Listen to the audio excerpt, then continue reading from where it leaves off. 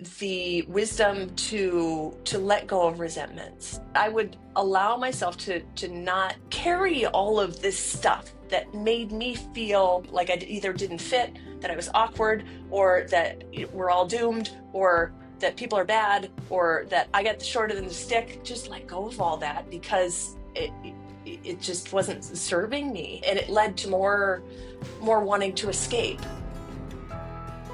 Whether you're looking for inspiration, guidance, or simply a moment of reflection, you're in the right place.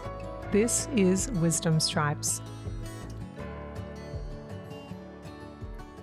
Before we dive into today's episode, I wanted to take a moment to share something important. The views expressed by my guests are their own, and they may not necessarily reflect mine or those of this platform. My intention with every episode is to create a space where we can explore diverse perspectives, life experiences, and belief systems together. I truly believe that wisdom lives everywhere, and often we find it in the places we least expect, especially in those whose experiences and beliefs are very different from our own. Not every episode will challenge you, but some might, and that's okay. Growth often comes when we allow ourselves to step into discomfort and see the world through someone else's eyes. I also want to share something I heard recently from Oprah Winfrey that really struck a chord with me. She said at a commencement speech, "People all want to know one thing. Was that okay? Did you hear me? Do you see me? Did what I say mean anything to you?" My hope is that you will try to go out and have more face-to-face conversations with people you may disagree with, that you'll have the courage to look others in the eye and hear their point of view, and help make sure that the speed and distance and anonymity of our world doesn't cause us to lose our ability to stand in somebody else's shoes and recognize all that we share as a people. There has to be some way that this darkness can be banished with light. I couldn't agree more with those sentiments spoken by Oprah. These dialogues aren't always easy, but they are so important. My hope is that this episode and all the episodes I share will inspire you to listen a little more closely, reflect a little more deeply, and keep showing up for the conversations that matter most. Thank you for being here with me. It means so much to me that you're part of this journey.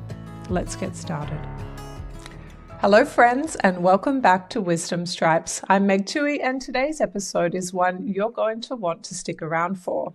We're diving into longevity, wellness innovation, and what it really looks like to build a mission-driven business with someone you love.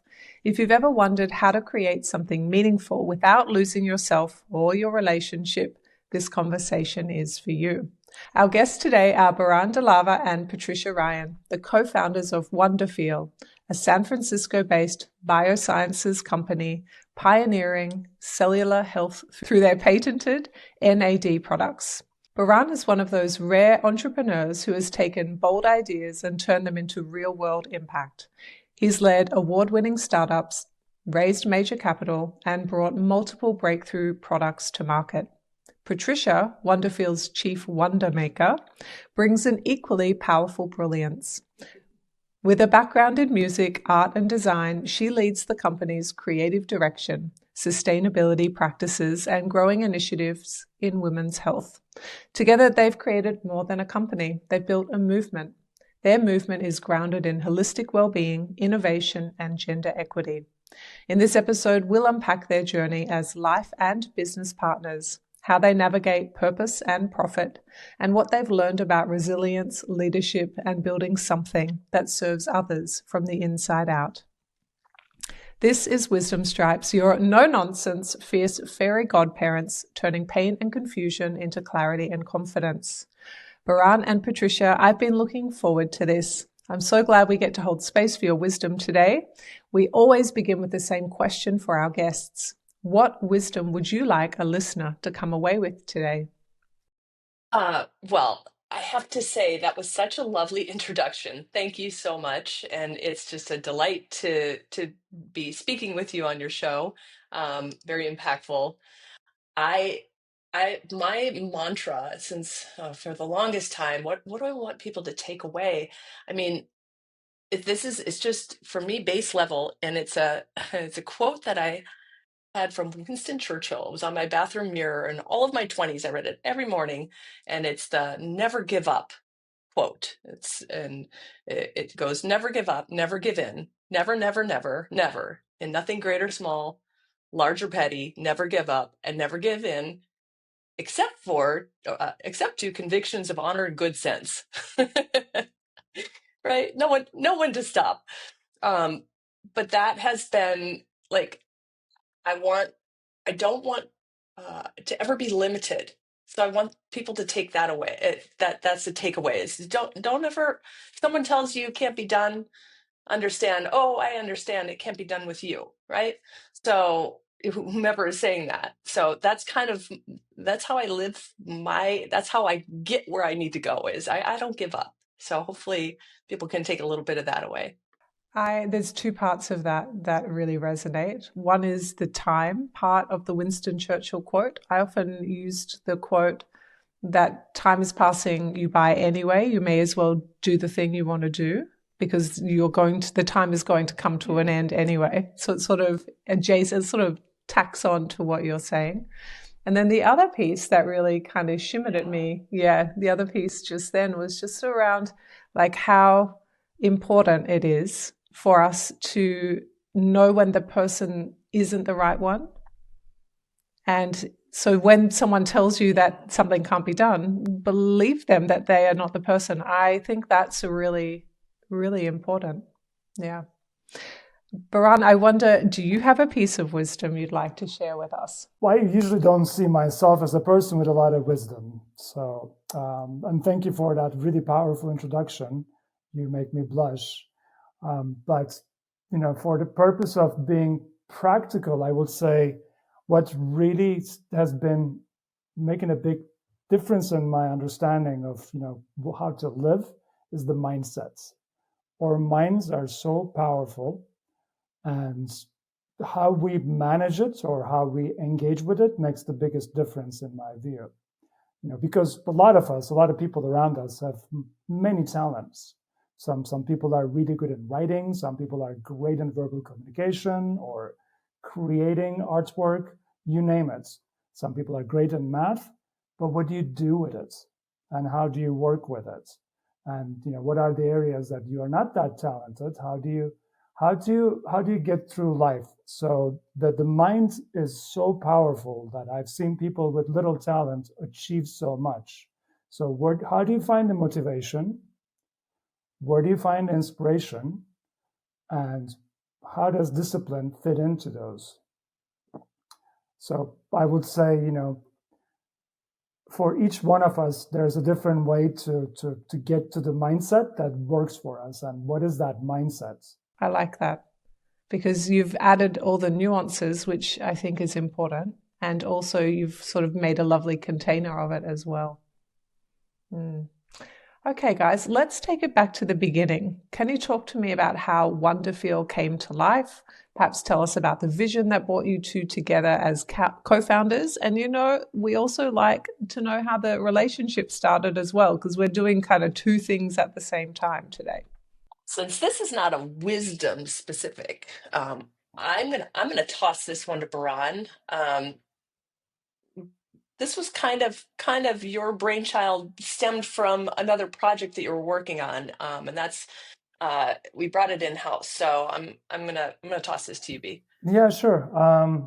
I think the moment that inspired us was a connection with a wonderful, really smart, I would call it him a genius, a professor, a doctor from Harvard, who spent many years inventing in the pharmaceutical space.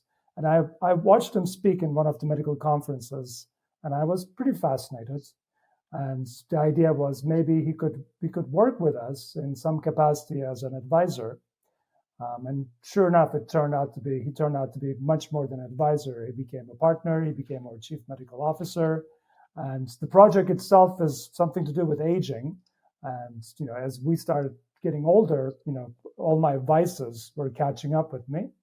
And I was inspired to do something about it, besides your simple solutions like exercise, eating well. I was looking to one specific supplement, and was very new back then in the field of longevity science, but a significant discovery. It's an NAD precursor. When I wanted to purchase it, it would have cost me $10,000 per month. So that I was scratching my head, like, why can't I find something a little bit more reasonable? Who do I trust? Who don't I trust? So that, and speaking to Dr. Salzman and understanding his relevance to our fields was the spark that got us started. Okay. And how about the partner side? Tell us about how the two of you came to meet, and perhaps, the short version, but like the good version. Tell us how you came together as partners. Okay, I'll jump in because I'm the one who initiated it. So back in the day when we had record stores, there are still a few of them out there actually, but like not many people know what a record store, not many young people know what a record store is. So I was at a record store in San Francisco, Virgin Megastore, and I was going through albums, and one album cover struck my attention. It was really beautifully designed. And at the exact same time, I was looking for a graphic designer at my previous company. And I knew that that record label was a San Francisco-based record label. So I wondered if that designer was a local designer, and if the record label would share the designer's contact information with me. So I called the record label, and they gave me Patricia Ryan's contact information. So we started on design projects, and then we became friends for many, many years. So we were friends and we were colleagues, or we worked with each other before it turned into a beautiful partnership of marriage. How long have you two been married for? Yeah, I think we just celebrated 16. So we were together in outside of the friendship colleague relationship. That was 6 or 7 years. Then we were together for a year, and we got married just right after that. So it's 17 years together as boyfriend, girlfriend, then husband, wife. Oh my goodness. That's beautiful. Baran, you've led several startups. You've built multi-million-dollar companies. What made this venture with Patricia and Wonderfeel feel different or especially meaningful? Well, the first one I would say is I thought it was going to be easy. I've done startups before. I thought this would be easy. And sure enough, it was a true definition of startup. Like it's like, yeah. As difficult as it could be, but, challenges make it more rewarding. And it's really special because the feedback we get, how many people we touch, it's a true innovation, what we are doing. And almost every day we are surprised by another incredible feedback from a customer talking about some other health benefit that we didn't even know about. Some of them are medical conditions, so we cannot even freely speak about them, or we're not supposed to, but it's real. People benefit from it. And then Dr. Salzman and another doctor that is on our team, they look into literature, they dive deep into it, and they put the dots together, they connect the dots, and understanding why that benefit actually makes sense. So, you hear from people with runner's knee, all of a sudden they're feeling much better right away, or some stories of women's eyelashes start growing back after using the product for a year, or their eyebrows, because women in their 40s, 50s, they start losing their eyelashes, they start losing their eyebrows. So that's very cosmetic, which our field, we don't look into these cosmetic changes. We look at like major issues like cognition, heart health, energy levels, inflammation. So it's really rewarding. I want to add to that. If I could backtrack a little bit, and say that what made this different for me was I've been an entrepreneur all my life, and I said my next venture, I'm not going to do it alone. I want a partner. And I watched Baran. I had the view of Baran and all the businesses he was always in some C-level position, scaling a company and finding a lot of success. And I thought, well, if we did our own thing together, wow, what could it be? And I really felt 100% behind Baran's business acumen, and I knew that we would succeed, regardless of the startup growing pains. I just knew it. And now being in business with him, he's phenomenal, and I'm just surprised and delighted every day at because now I get an inside view of how he's been able to succeed with all these companies. So that's more back to like the first part of your question. I just wanted to bring that in there because it was, it's not always easy working with your spouse. But when things are good and when you're making progress and when you're in a industry such as ours that is gaining so much traction, it has been really remarkable, and we have, it's just, so just wanted to add that. It sounds very exciting. It sounds dynamic, complicated, new, emerging, very creative, and also very making your own path because the path doesn't exist. Is that a fair assessment so far? Yeah, that's a good one. Okay. Patricia, your background is rooted in the arts, music, design, creative direction. How has this shaped Wonderfeel's identity and mission? I think, my background in production and music and all that, I think has helped me to, I come from a different camp. I don't come from the corporate world. I come from the world of where people are off the clock, right? So I get to see a different side of people. And that's what I connect with. And I think that's helped me with my, like, how do we craft our message so people can actually hear what we're saying, right? And get the real meaning, and how do we make them feel special, right? Like we're all about like really like very you-centric. That's one of our principles, is like very you-centric. We want to know more about our customers and more about what they want and what makes them tick. It's not about us just trying to sell. Like it really is. So I think that my background in entertainment gave me that unique perspective just organically. And throughout my career, I always had this a need to design all the assets. And so out of necessity, I'm self-taught in design, but I've always been an artist before that, just like the medium changed. Just from using, paints and sketches and to using a computer. So that's how, I think did I answer the question? I guess it's like, how have you, your contributions, how's it shaped Wonderfeel's identity and mission? So I do think you did answer that pretty well. And I will say that I got a tip on the design side from my sister, who was a hairstylist. And she said, anytime you're putting product on someone's head, you want to make sure to put the bottle of whatever it is in your hand, in the client's hand, so they can look at it and feel it and identify with it. So it's a matter of getting someone to pick it up, right? Just having someone have something in your hand. And that's what I strive for in my design, is like, if I can just get people to pick it up or just to look at it, just get their attention, then 75% of the job is done. So that's where I come from. Design perspective is less is more. Keep it simple, keep it fun, engaging, and so that's kind of my contribution there. Yeah, I mean, it's much more than that. I'll give you one example. She is so dedicated to green causes. She went above and beyond trying to find an eco version of our packaging. And it was very difficult. It's the eco practices and eco-friendly bioassimilative technology that did not exist. We were the first ones in there in our space, bring into the market. And it was so difficult, like nobody makes it. And the company that makes it is they're not used to working with our industry specifically. So she has she's got great principles, and she really follows through. Never give up, never give in.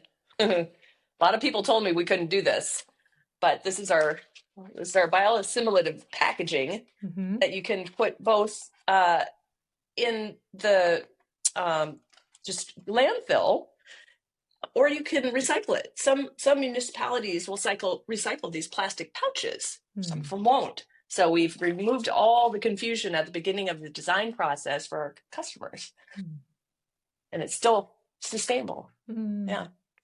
So I can already hear some of the wisdom coming through that example, where you had to find a provider, you had to find someone that would say yes, and you had to not give up until you had those 2 design pieces, which are first in your industry and probably first in even a bigger footprint than just your industry. And now it exists for everybody else because you went ahead and did it, and you used your own internal governance, like your internal compass about your values and what's important to you. And you stayed true to that Winston Churchill quote. You stayed true to that quote, which is around just don't give up. And if they say no, that's not your person, find your person. I get it. That's really That's cool. right. That's really cool. It all comes back to that. Yeah.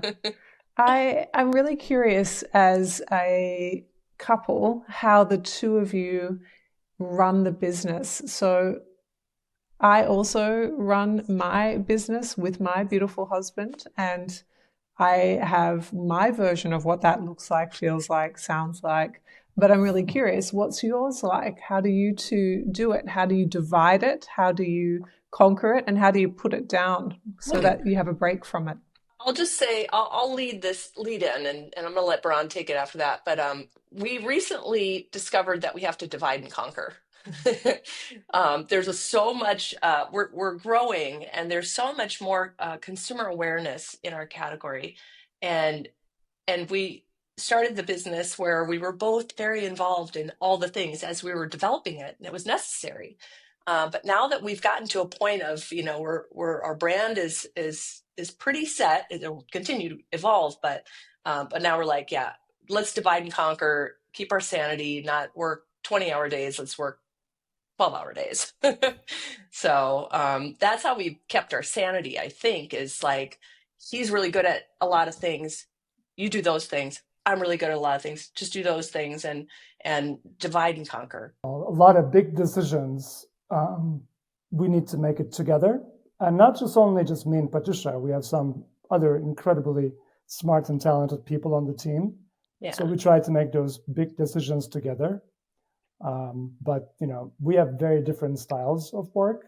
I can multitask, and I can try to move things really fast, which is a different approach. Like I'm okay with things breaking, and we can go back and fix it. I'll rather see things in action. And Patricia is much more methodical, which is very important, especially when you're scaling up to organizational structure, building the basis. And then, frankly, it does cause some tension sometimes. I want to move fast, she wants to move slow, and it's good. It's a good tension, and disagreements are healthy. I would say that it's like any marriage. Right? You pick your battles. Like, what's really important? You can't have everything the way you want it in an organization. You have to take everybody's input, to a certain level, and learn to let go of some things, especially as we're scaling. We both wore so many hats, and just letting go and delegating, letting someone do what you were doing. That was remarkably challenging. I had no idea. But I would say that working with Baran is it's much like our marriage. It was just 95% just rocking. It's the best. I'm the luckiest girl in the world, and 5% is the stuff you work on. That there's clashes, and you get to grow from it. So yeah, this is, I think, because we met as colleagues and became friends, and that's our base. I think that really helps a lot in our business, because we already have that kind of that base of working together. We're fortunate in that regard. Tell us about a hard thing that you have both grown through in terms of gaining some wisdom or sharing some wisdom around a relationship that is multi-focused. So you have the relationship, you have the friendship, you have the work piece, you have the building something that doesn't exist piece. You've got all that innovation and newness, which is beating down the path that nobody else has traveled. That's a lot of different facets of a relationship. Tell us about something that hasn't worked that you figured out. So we were having a problem with our previous website platform. one of the larger platforms, and locked into a certain framework, and we're really limited. It was holding us back. And I was encouraging Baran for months and months and months. I'm like, it can be a lot easier, and it can look a lot better, and we can do a lot more hands-on. And he comes from a long a lot of experience in building websites and working, with, and he's like, it's going to take over a year. It's going to cost $100,000. It's going to be a big deal. I'm like, I don't think so. I think things have changed. I was like, I think there's tools now, and this is in my head, and I kept bringing it up and trying different angles, like, hey, maybe we should do this. But at the same time, like, it would be a big decision because it's going to completely disrupt our business, right? So I took a very measured approach, and in secret, I contracted a UI UX person who is now full-time on staff with us, who is just wonderful. Her name is Zainab. She's our systems architect. So I sidebarred with her. She's based in Turkey, and I said, okay, I have a plan. I have an idea. I think I can build a website. I can design it, and you can build it. And I think we can do it in 3 weeks. And I think we can do it under $3,000. What do you think? She's like, it's challenge accepted. It's like, great. Let's see if we can do it. And this is right before the launch of our flagship product. We already had a beta in play on the old platform, but this is before the launch of our patented version. So it was a big risk. And so we were about, I don't know, maybe 2 weeks into it. And I informed Baran, I'm like, by the way, I'm building a new website. It's almost done, and I hope you like it. And I think you like it, right? And I loved it, yeah. So that was one of those things where I learned that I don't need a rubber stamp. As a co-founder, I don't need everything rubber stamped. I can take risks. It's not like I'm just pushing it out there without conference. But it was something where I can just set aside a small budget and put my effort into something and present it without needing prior approval. And that was a growing experience for me. That was like claiming my the co-founder hat. I was officially putting on the co-founder hat. I was no longer an employee, right? Like, I had this mindset of I'm like kind of in this, and I need to ask for permission. I was like, oh, I don't have to do that. And that was really liberating. And it also, I think aesthetically, I think we look a lot better, and it makes our lives a lot easier because we're not locked into this platform. So solved a lot of problems. There's a big, clear piece of wisdom there, which is giving yourself permission to just take the lead. Whether you're an employee or you work for yourself or you're a co-founder, there's a permission there around leadership. And that transition is what I'm hearing is, as an employee, you had a range of permission, but you extended that, and you sort of just was like, actually, my agency can grow here. I can take the lead here. So I think there's something in that. Yeah, absolutely. It's liberating, and it sticks with me, and hopefully I won't forget that.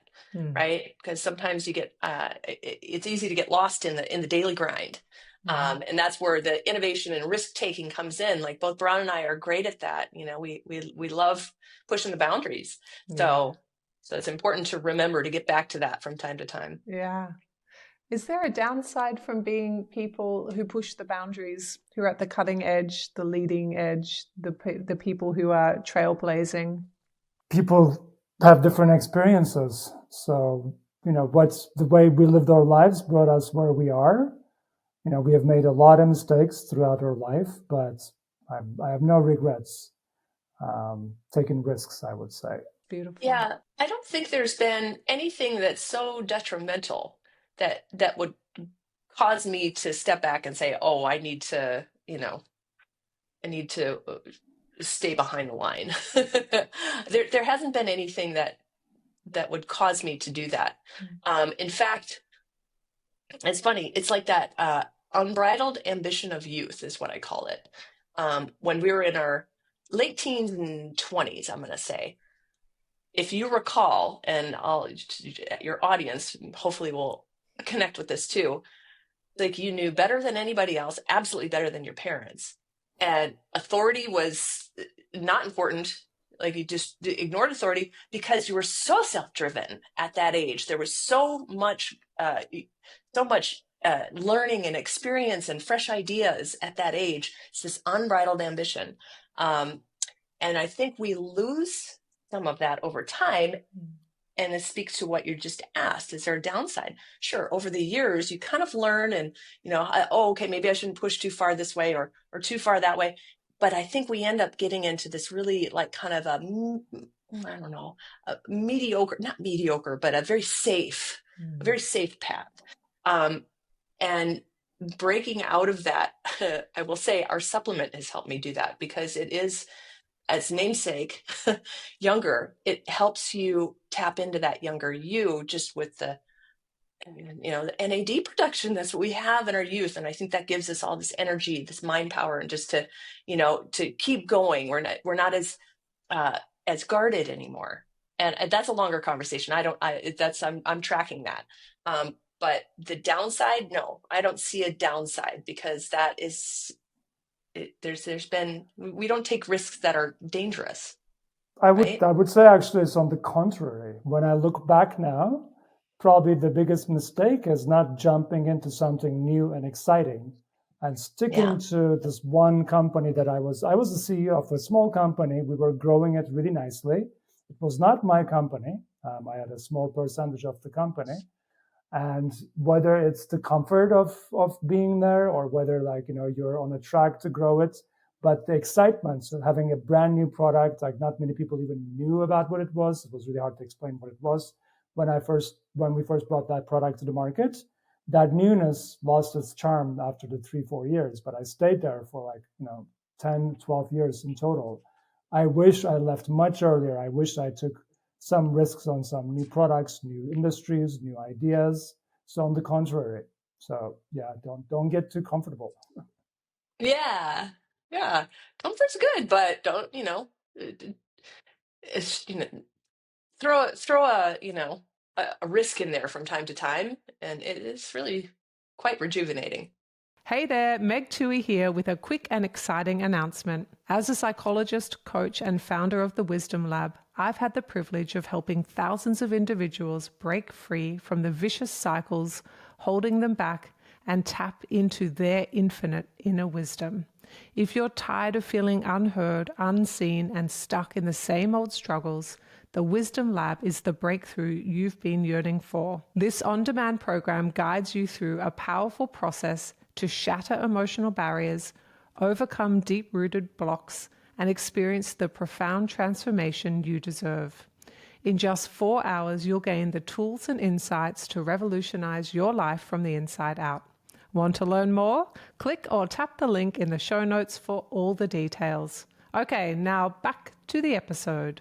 When you look back, Baran, and you think of those opportunities or those ideas that came to you when you were that CEO for someone else's company that you did have a stake in, what was the decision-making process to stay where you were and not follow the opportunities? What was it about that, do you think, that you've learned from? My mind, we talked about mindset. So my mindset was stuck in growing that business. I was not looking at all the other things that I could be doing actively. You can think about it here and there, you can daydream about it, but what do you do about it? Are you really curious? Are you passionate about it? Do you want to pursue it? I did not. I had those glasses that didn't allow me to really, my vision was limited. And that's the mindset. Change the mindset. Look at your life differently. Now I can look back and tell myself, of course, but I wasn't doing that. And so what do you now know about mindset and perspective? Can you talk to us about what you've learned that opened your eyes, that allowed you to grow in this direction? Well, the mindset changed with leaving that job behind and all of a sudden looking at sea of opportunities. And for 4 or 5 years, I did do quite a few different things. different startups, helping different companies, advising, leading, taking interim positions instead of like refusing to take a full-time position, trying to get them to a certain place so I could move on to a different position. So it was really fulfilling in terms of,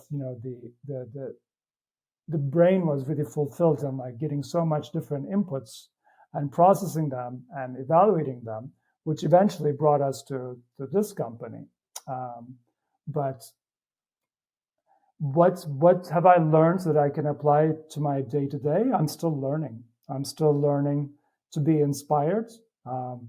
Inspiration, motivation, like they're very interesting. They work hand in hand, but sometimes you don't have motivation and you don't have inspiration. Neither of them are existing. So one thing that helps is discipline there. It's even like think about exercise. I feel great after I exercise, but I don't usually have the motivation to go out and exercise. But the discipline, if you even like do a little bit, if you don't do your full ambitious exercise, whatever that may be, doesn't matter. A little activity goes long ways. So the little thing that I've learned at least is in order to get to the state of being motivated and being inspired, sometimes you have to rely on discipline. Beautiful.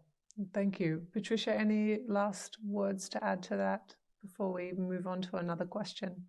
Baran is spot on. He's very disciplined. There's only been a few times in our time together in our relationship where I've observed that we were kind of slacking.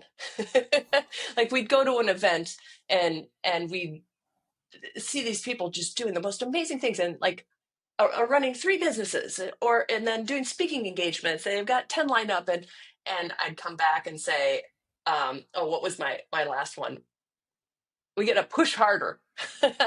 Like, I felt like we got comfortable in our business. This is in the first year and a half of starting Wonderfeel.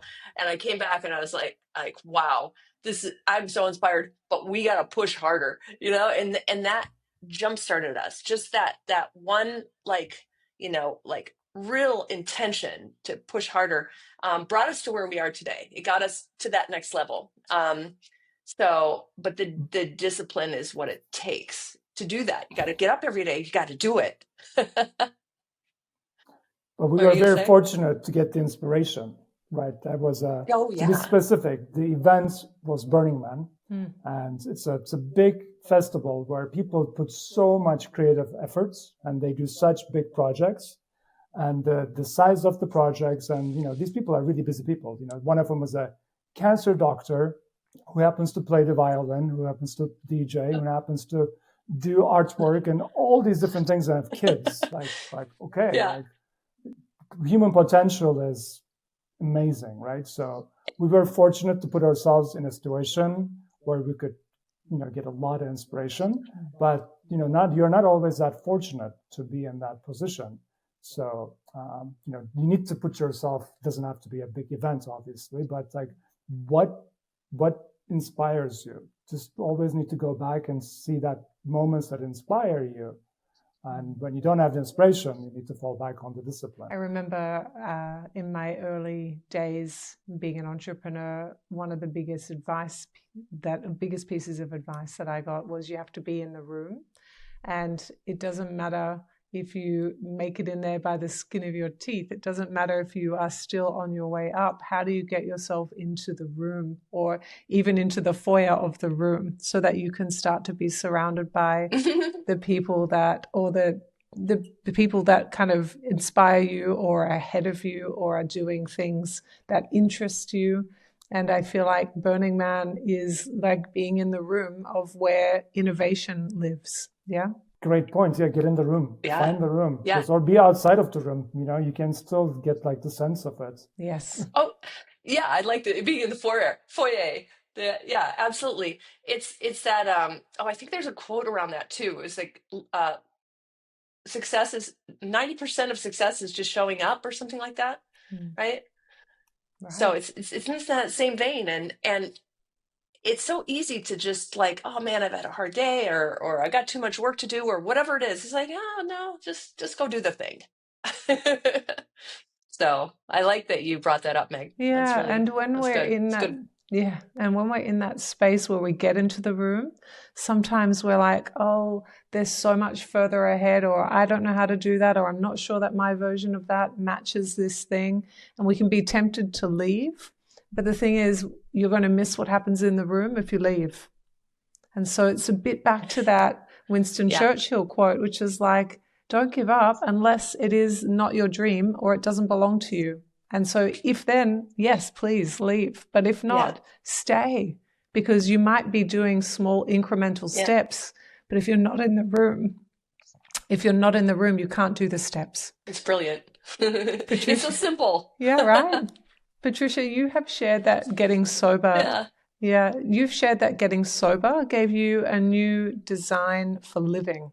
Could you talk to us about this experience and how it might have changed your leadership, your perspective on service? It changed my attentions, like what is my purpose? What am I capable of doing and fulfillment? Like everything. This when I say new, so I'll say it's not a topic that a lot of people talk about, and I don't wear it on my sleeve either. It comes out when it's necessary. When someone brings up the subject, part of my sobriety is, I share my experience when asked, without shame, without anything. So I'm 13 years sober. My drug of choice is alcohol. I come from an alcoholic family, but I broke the chain. I broke. I changed the genetic makeup. So that's a good first step. Because it is a genetic disease. It's also a disease of your environment. So I was able to break free from that. It's been 13 years now, and I just feel great. It helped my health in general, but the design itself, there's so many 12-step programs. That's what I did. It's a AA 12-step program. There's so many designed off of this framework of 12 steps. And if any of your audience has ever done any kind of 12-step, there's like hundreds of them for all different, calamities and ailments and what have you.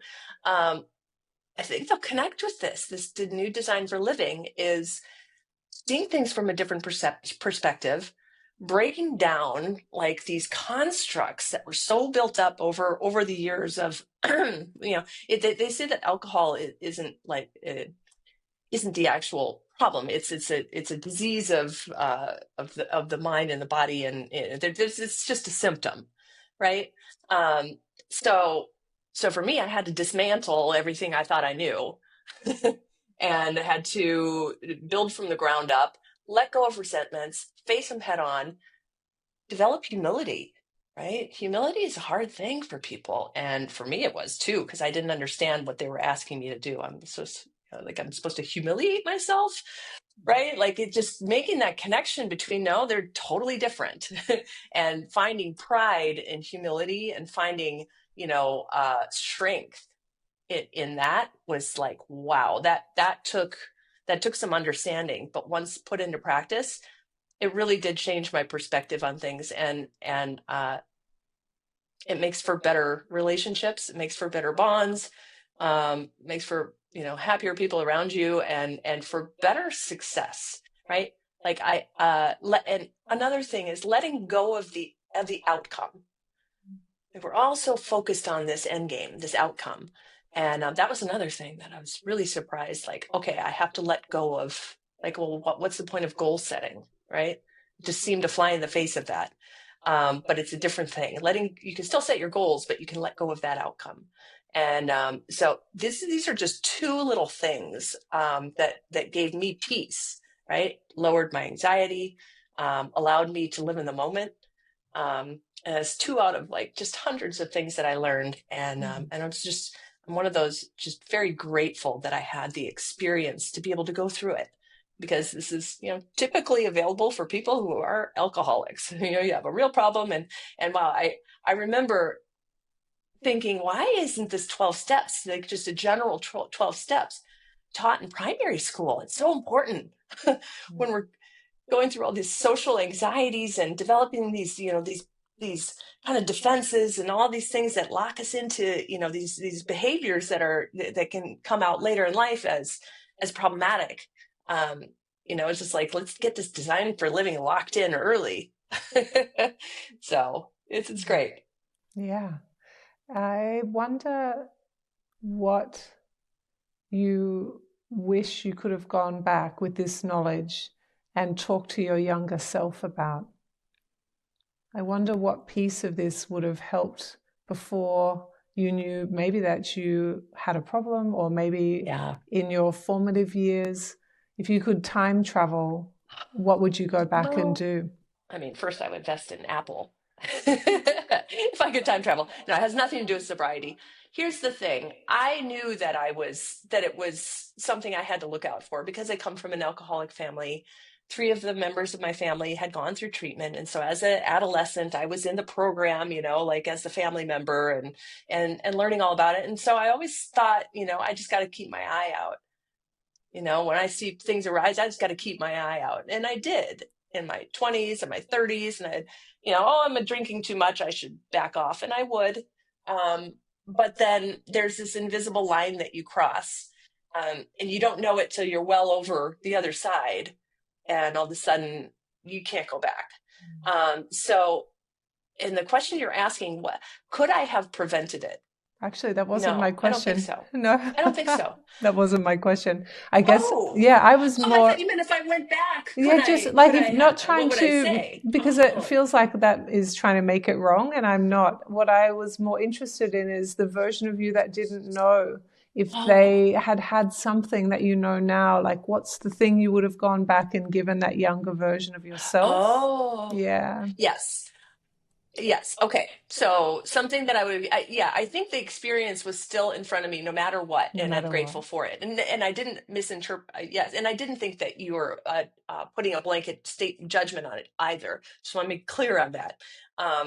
But so what I would do is, probably give myself the wisdom to let go of resentments. That's something that just kind of developed over time. And it's not like I was trying to hold on to them, but it's like the disease itself, like kind of degrades the senses, the mind, and everything. It's actually there's more science going on than people believe. It's not really willpower. There's effects that happen in the brain. But I would allow myself to not carry all of this stuff that made me feel like I either didn't fit, that I was awkward, or that we're all doomed, or that people are bad, or that I got the short end of the stick, and woe is me, and all of this. Like, just let go of all that, because it just wasn't serving me, and it led to more wanting to escape. So that I would give myself that gift. That's extraordinary. Yeah. Baran, if we look at your life where you were young and now you're older and wiser, is there anything that you would like to gift the younger version of you if you could go back in time? Is there anything for you? Probably a lot of things, but if I have to pick one, I would like to give the mindset topic that we are talking about. Like, just get the mind out of like the daily grind a little bit. Just remind my young self that, look for the inspiration, look for the bigger picture, and take even bigger risks.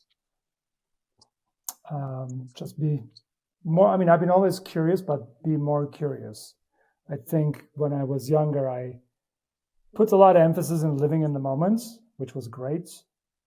And the complement to living in the moment should have been more curiosity and more inspiration. Feels like if you dialed those things up, we would sort of have a hybrid of who you are now and who you used to be. Yeah, and so we sort of supercharge you. He's already a superhuman, so I I have no doubt. Sorry, go ahead. I have no doubt.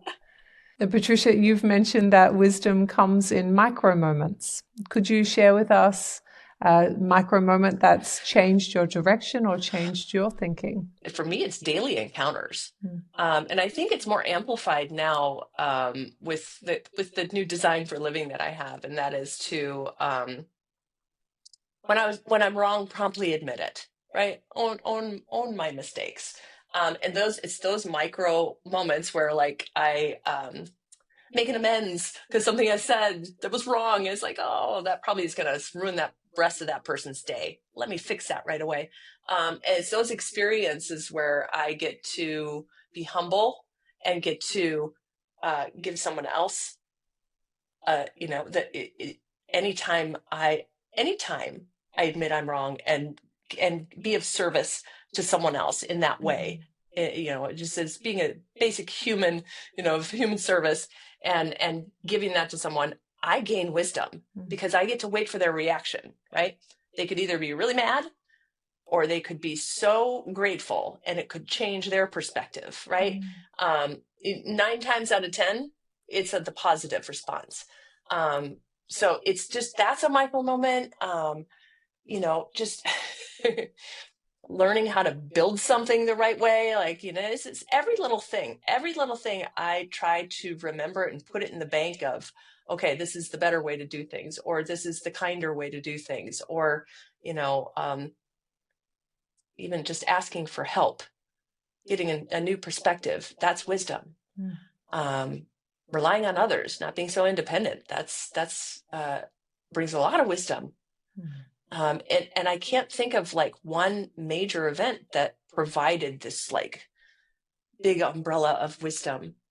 I collect them every day, little bits. Like a collector's item, or I can sort of see all of your blue pieces of wisdom arranged on a shelf and all of your orange pieces, I can kind of see that. Yeah, I love the color coding too, because they are all different like that. Yeah. They hold different meaning. They really do. They really do. So micro moments is about the wisdom that's available in the present moment, should you be attuned to it. That's kind of what I'm hearing. That's what it means. Is that right? Yeah, I think you're spot on. So the two of you have built something that goes beyond a product. It's about impact. Can you, as we're starting to head towards the end of this interview, could you talk to us about how you stay grounded in that purpose whilst you're in that daily demand of making something new that doesn't exist? Not only that, you're running a business, you are in a relationship at the same time. How do you stay grounded? How do you stay in focus, kind of locked in? I will say that I'm not very good at that. I'm very lofty. And I love to live in the what could be. But I get really distracted. I also have this propensity to just do what's in front of me. I call it see-do. I'm a see-do. I could have this big project in front of me, but if I'm walking to the kitchen, there could be 3 things that distract me, and let me just quickly do that. So I need to practice that better. Baran is a good model of this, I would say. So I'm going to leave it to the expert. Well, thanks for the kind words again, but I think we can be proud of what we have built so far, but we have such long ways to go. There are so many ways to touch people, make their lives better and have impact. So, I still feel like we're at the beginning stages, which, keeps me motivated, because not only our products, but, we can help people with like overall living healthier, not just by selling product, but being a good partner to them in every which way that we can be. So yeah, we have long ways to go. We have, more than a few billion people, hopefully, that we can reach to at some point. So that definitely keeps me motivated, but it also is very difficult. The typical dilemma of, there's the urgent things that you have to attend to, and then there are the non-urgent but important things. The non-urgent important, that's a box. Non-urgent important things is what makes a big difference, what moves the needle. But it's very difficult to get to non-urgent important matters. The urgent important matters, obviously, take your time. But then the urgent, non-important stuff is where you spend most of your time because it feels good. You're doing things. And the non-urgent important stuff gets forgotten. So I don't have I still struggle with it every day. I think it might be a human conundrum, that one, to be honest. Yeah. Well, lastly, on Wonderfeel, how can our listeners learn more about it or follow your journey or connect with your work? You can go to our website. We have a great website. It's getwonderfeel.com, and it's Wonderfeel, like feel wonderful. So FEEL.com. And what else can you share, Baran? Other ways for people to connect with our product and what we're doing, our movement. Yeah, we have really good podcasts, not just us, but other members of the team, including Dr. Sussman. But they are on different hosts, like Dr. Hyman's, the Dave Asprey's. We should probably have a list of all of them in one place on our website. But we have great articles or movements. Yeah, I mean, I don't think I have one particular place that I can point people to, but our website is a great start. And our Instagram, it's again Get Wonderfeel.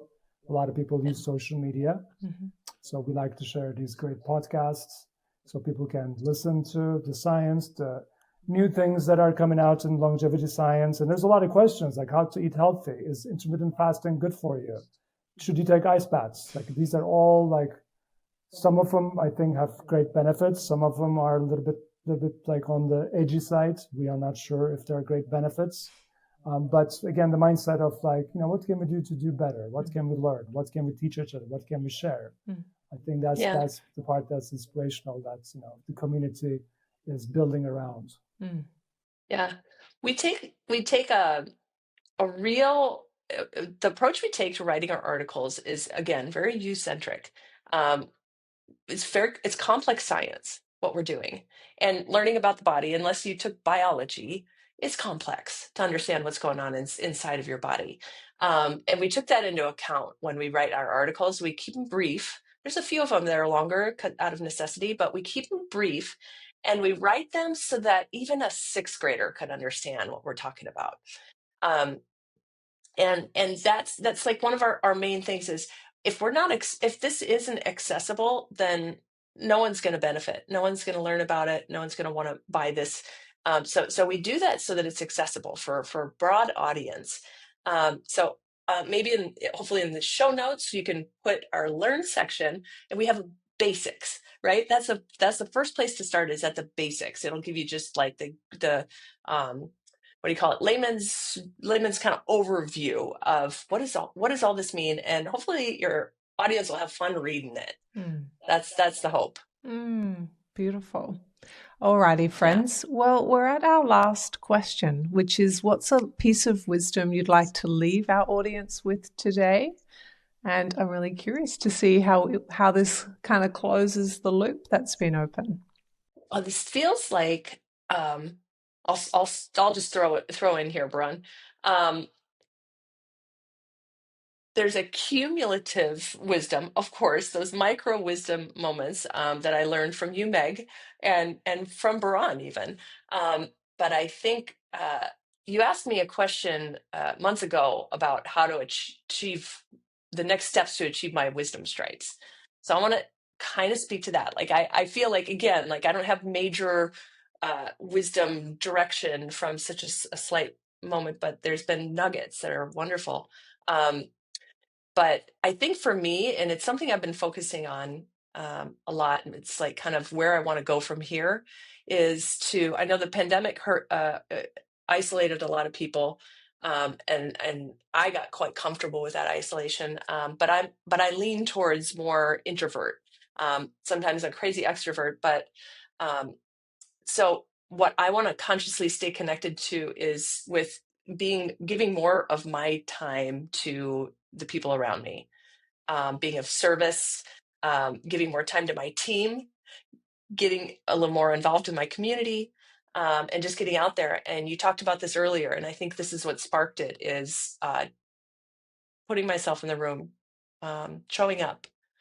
And it's been on my mind as we all kind of come back from the effects of the pandemic. I think there's still like fragments that we're trying to shake.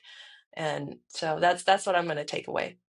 That's beautiful. Thank you. And what about you, Baran? What would you like to leave our audience with today? Well, first of all, I'm inspired by your questions and talking about all these subjects. So it inspired me and it motivated me. And I can only try to give advice to myself, I think. I'm not sure if I can give advice to others. So the advice to myself with this inspiration is, don't forget how powerful the mind is.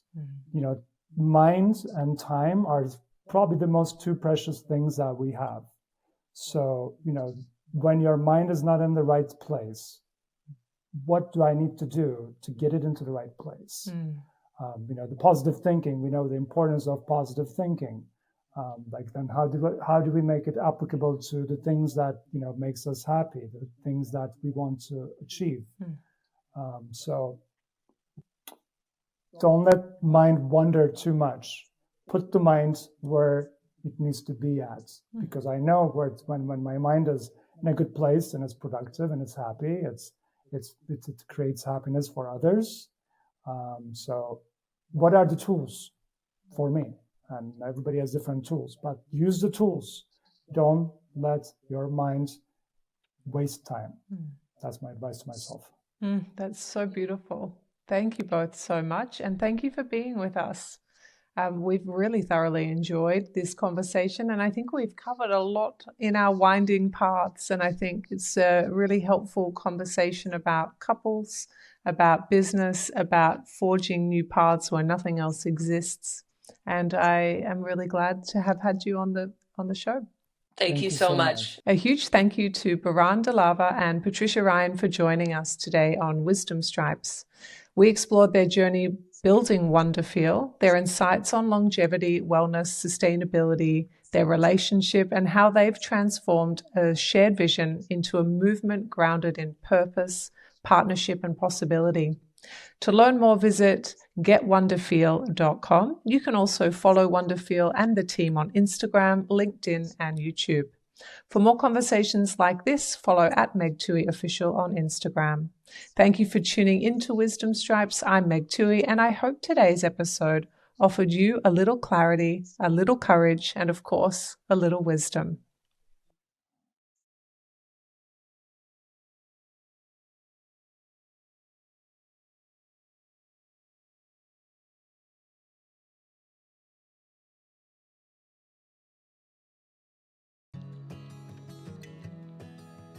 Thank you for listening to this episode of Wisdom Stripes. Follow me on @Meg Tuohey Official and leave a comment and review.